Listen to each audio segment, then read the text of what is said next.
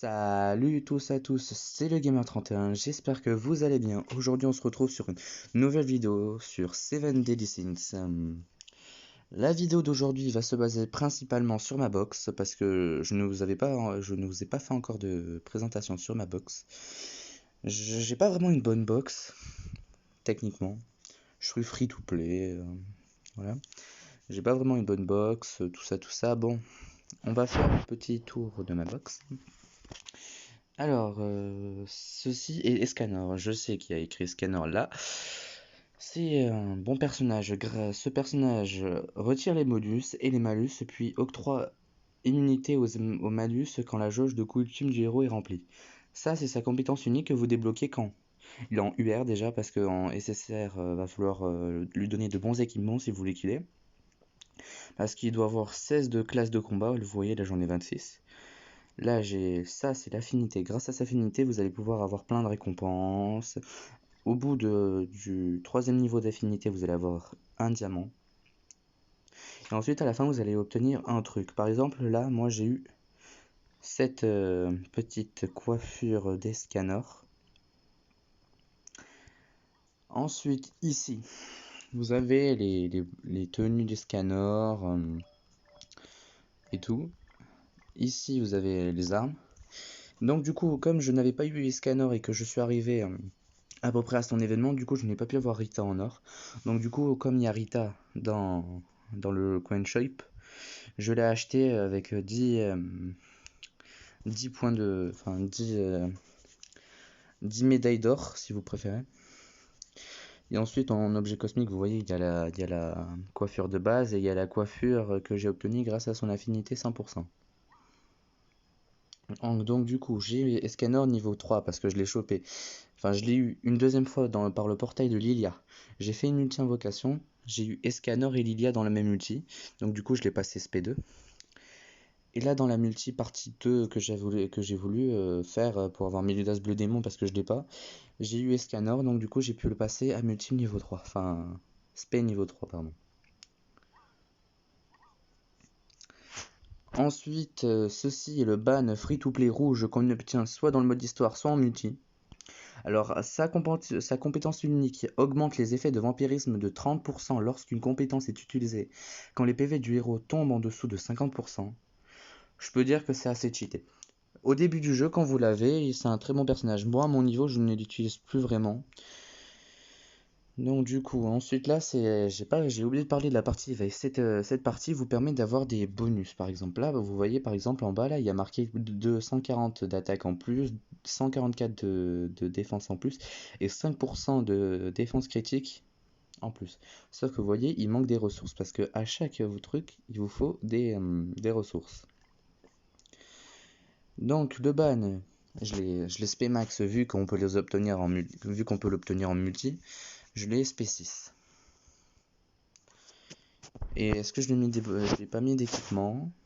Pas encore. Non.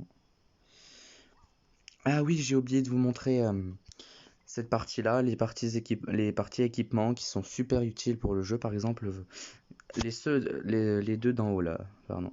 Excusez-moi. Les deux d'en haut, par exemple, là, le bracelet plus celui-là, là. Ça va augmenter l'attaque. Par exemple, regardez, attaque plus 960 d'attaque et plus 392 d'attaque. Ensuite, là, ça augmente la défense. Ceux-là, les deux. Et ensuite, en bas, ça augmente, pardon, les PV. Comme vous pouvez le voir, j'ai 2,141 en plus, 597 en plus de défense et 9805 de PV en plus. Ensuite, on a la Diane combattante que j'ai obtenue il y a 2 jours sur une multi que j'ai fait aussi sur la partie 2 parce que comme je veux le Mélidas bleu, j'arrête pas d'invoquer là-dessus. Sa compétence unique, je l'ai pas encore débloqué parce que je viens à peine de la monter, mais sinon sa compétence unique, pardon, elle provoque les ennemis et crée une barrière égale à 300% de la défense au début du tour.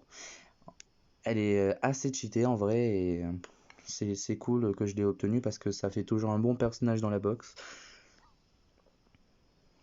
Ensuite la Hawk Elizabeth verte que que j'ai obtenu, que vous pouvez obtenir dans les multis, ou que vous pouvez, non, celle qu'on obtient dans le mode histoire, c'est la rouge. Sa compétence unique, elle augmente les stats de PV de tous les joueurs, de tous les alliés, pardon, de 10% dans tous les combats, sauf J contre J en affrontement. En gros, c'est un joueur contre joueur en PVP à Weisel.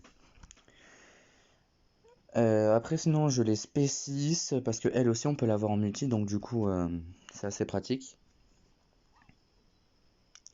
Ensuite, Slader, je l'ai pas vraiment beaucoup utilisé, juste au départ parce que comme je l'avais obtenu et que j'avais pas vraiment beaucoup commencé le jeu, du coup je l'ai commencé à le farmer un petit peu aussi.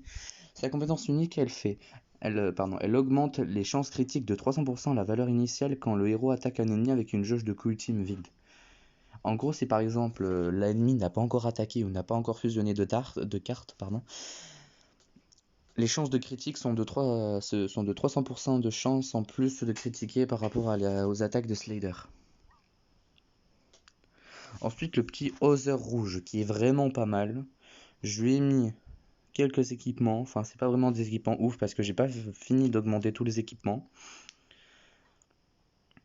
Ensuite, on a le Gauther villageois vert SR qu'on obtient en multi que j'ai augmenté parce qu'en fait, au départ, j'avais cru que le Gauther vert c'était le Gauther rouge. Donc du coup, voilà, sa compétence unique, elle réduit les stats défensifs de tous les alliés de 15% en joueur contre joueur. C'est vraiment super cheaté, je trouve. Ensuite, on a King Bleu, qu'on obtient dans le mode histoire.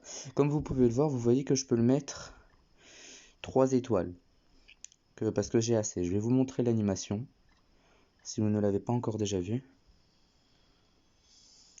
En gros, ça se casse et ensuite ça fait un truc dans le ciel qui vient nous... En gros, comme si on absorbait un pouvoir.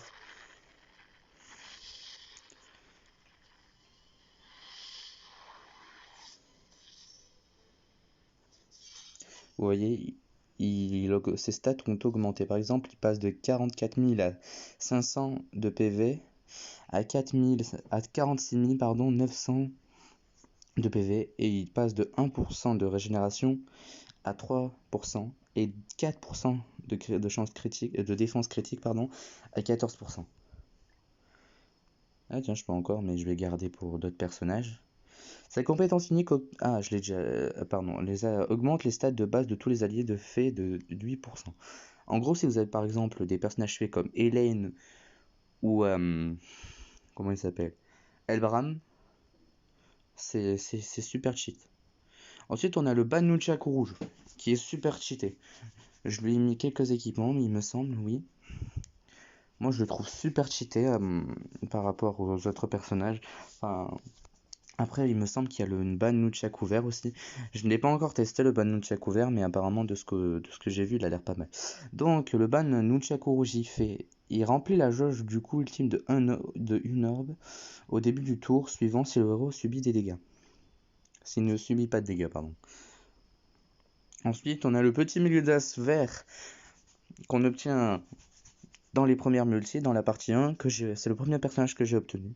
Donc du coup, sa compétence unique augmente les chances critiques du héros proportionnelles à ses PV perdus lorsqu'une compétence est utilisée. Donc, il est SP3 parce que je l'ai obtenu 2 fois. Et je lui ai mis un petit peu, beaucoup d'équipements même. J'ai commencé à le farmer parce que donc j'ai fini le mode histoire, enfin j'ai fini le Hendrickson plutôt. C'était compliqué, et j'ai réussi. On passe le milieu d'as bleu, la Merline infinie qu'on devait obtenir pendant le step up. Elle augmente l'attaque de 2% pour chaque malus affecté de tous les ennemis. Ce qui est assez cheaté à mon goût, je trouve. Donc du coup, elle est SP2 parce que je l'ai obtenue plusieurs fois pendant le step up.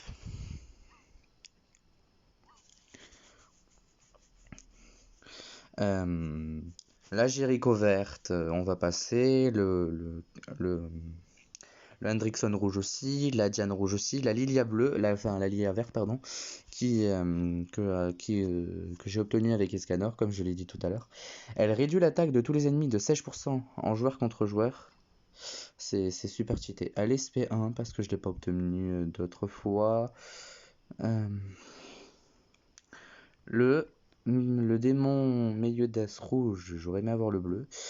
Il augmente les chances critiques de 50% par allié mort. Par exemple, si par exemple Escanor il meurt, pardon, Meliodas va avoir 50% de chances critiques en plus par chaque allié qui, qui, qui succombe pendant le truc. La gardienne Elaine, sa compétence unique lui permet d'augmenter les stats de PV de tous les alliés fait de 15%. Ce qui est super cheaté. Ensuite, on a la serveuse Elisabeth free-to-play qu'on a. Je lui ai mis une tenue assez stylée, à mon goût.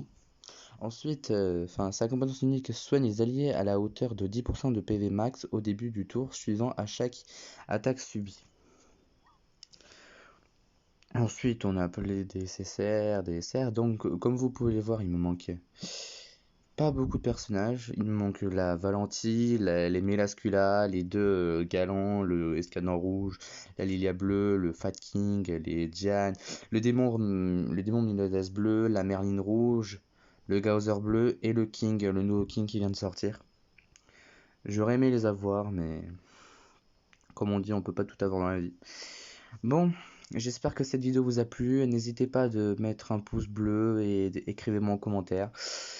Je vous dis ciao ciao et dans la prochaine dans une nouvelle vidéo. Salut!